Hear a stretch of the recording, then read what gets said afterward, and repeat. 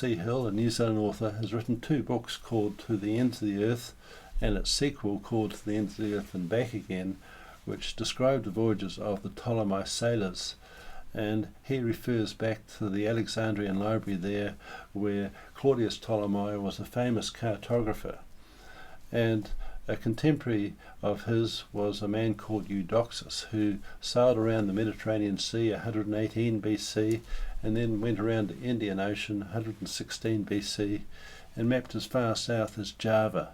And so it's entirely possible that these Ptolemy sailors were travelling all the way down here, down under, even in those times. And a century or so before that, Ptolemy III sent out this voyage that was led by Maori and Rata, and he sent out a flotilla of ships, and the names Maori and Rata are well known among the Polynesian Maori living here in New Zealand today.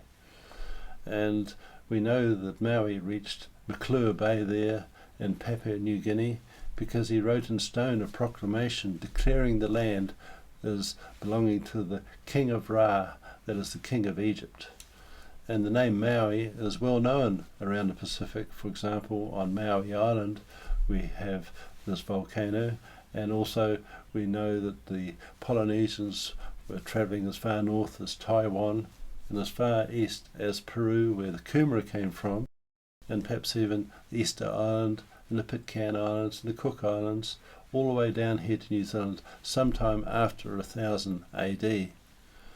And Maxwell C Hill, on the cover of his first book, has this outline of New Zealand, and in the middle of the North Island we see Lake Taupo, and that's a different shape to Taupo to what we're used to today, and Maxwell C Hill believes that's because this reflects an earlier eruption of Taupo.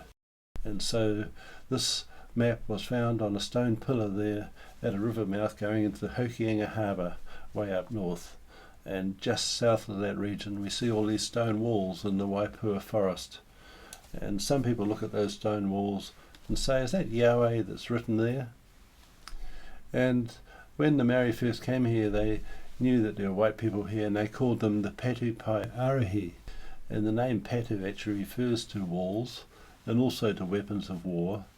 And the name Pai refers to excellence, and the name Rihi refers to a skilled craftsman. And so I believe this is how the Maori described the early European settlers that were here building those walls. And these walls extend all the way from the Hokianga down to the Kaipara, down to Taranaki, and across to Lake Taupo, where we have the famous Kaimanawa Walls. And so let's have a look at those now. Years ago, a culture that erected huge stone structures like the Egyptian pyramids and the temples of the Aztecs. Does the answer lie in the mysterious Kaimanawa stone wall buried deep in the forest near Taupo? While geologists still wonder whether it's a natural rock formation or not, later this month, archaeologists will begin excavating around it. It's not what you expect to find in a country where human history is only a few hundred years old. Geologists can only come to one agreement about one aspect of this block wall. It's been here at least 2,000 years. There's 2 schools of thought at the moment. One that it's a natural occurrence, and one that the blocks of rock have been placed here by some early civilization. The Kaimanawa Wall's well known to hunters and trampers. Half an hour's drive down a dirt road on the highway between Napier and Taupo. Most of it's buried, but not for long. It's on Department of Conservation land, and it's decided there's enough doubt about its origins to warrant digging it out. Yesterday, our archaeologists dug down about half a metre below this face here, and this face was still going down, and we used a steel probe to feel underneath, and we were striking rock underneath that. So that gives an indication that at least there's something further down again. And the rocks themselves bend in a sort of a semicircle around, and it may be the shape of some sort of structure. And now I want to introduce you to another New Zealand author, Martin Doutre, who believes that these stone walls and the Stonehenge type place found there in Northland were built by Celtic people with red hair and fair skin. Now here's a stamp which shows Patu Pai Arahi in very surrealistic form, playing for the Putalino flute. You'll see from the piu-piu skirt that the Pakipai are shown in traditional Maori sort of garb. Over to the other side we have skeletons which are in coffins. Now these were located in 1919 high up a cliff face in one of the most remote and rugged areas of New Zealand. And they are so very far away from any European churchyard, and yet the physiology of these skeletons show that they're carcassoid. They have the dolichocephalic skull shape, they've got the very squarish eyes, and we see a picture from Huta's book, Alfred's book, of the different craniology or physiology of faces between the European and the Maori. And the Maori have a very distinct jaw, the Polynesian rocker jaw, which has a continuous curve on the lower border. I've circled in yellow a mandible that's lying on the ground, and it is not the Polynesian rocker jaw. So throughout New Zealand, in our remote burial caves, we still have many, many of these people. Whenever they're discovered and it's reported through DOC, the bones are gathered up and destroyed. 10 days ago we lost 53 skeletons down in the South Island. They were surrendered to Rangatane, iwi, and that's the end of them. In 2004, beautiful specimens were uncovered in woven bags in Taranaki. These were surrendered and destroyed down around Hawara. We have 105 embargoes to do with skeletal remains on the books. Out of Port Waikato, it's been reported by a gentleman out there, Morris Tyson. He was on a roading sort of crew involved with the roading people. They came across some of the very tall people in limestone cabins when they were doing an extension to the road there. An embargo has been slapped on that, so that we're not allowed to know about those skeletons. The roading crew were very, very upset that this very important history was going to be withheld from the people of New Zealand. But that's the present climate that we live in. Yeah, more of these in remote burial caves. They have the very squarish eye sockets, the very pyramidal nose opening. They don't have the rocker jaw, and they have very dolichocephalic skull shape. There's another one in the north. The whole back of the head's been knocked off. I'm afraid this individual was the victim of a cannibal feast.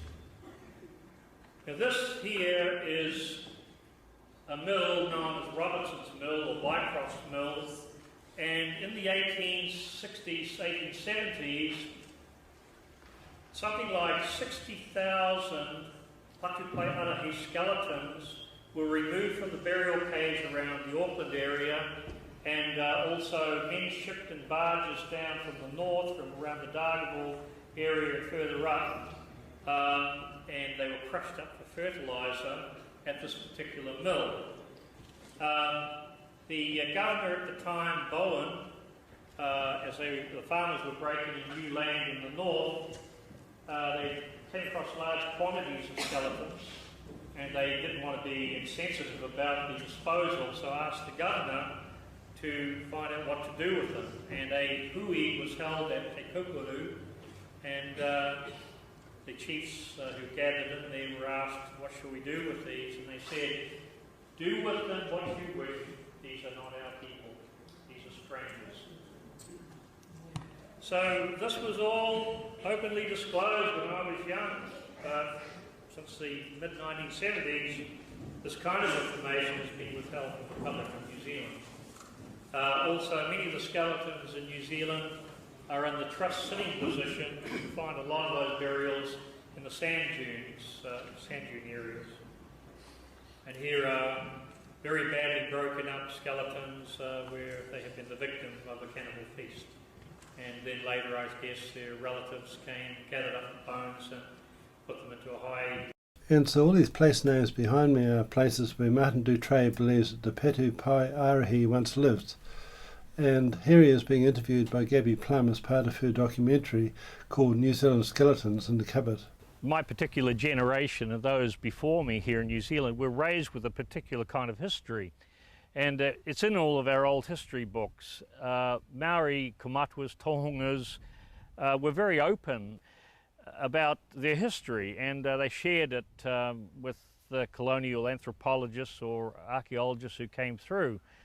And you found that the old people, if they thought you were worth talking to, would take you aside and they'd tell you all the old stories. So we just knew what the history of the country was directly from the Maori kuias and elders themselves. There was sort of an enforced amnesia being put over the people of the country where we just weren't allowed to know that old history anymore. And it seems we were being led to forget all of that for somebody's political agenda or for political expediency. And I knew it to be false, and I watched as our older history books were taken off the shelves of the libraries and replaced by sort of a new wave of Marxist history books that negated all of that former truth. And mind you, all these books that have been written up of Ngāti Hotu, they all go to the fiction shelf today. We've kept our history to ourselves. We would never have told it.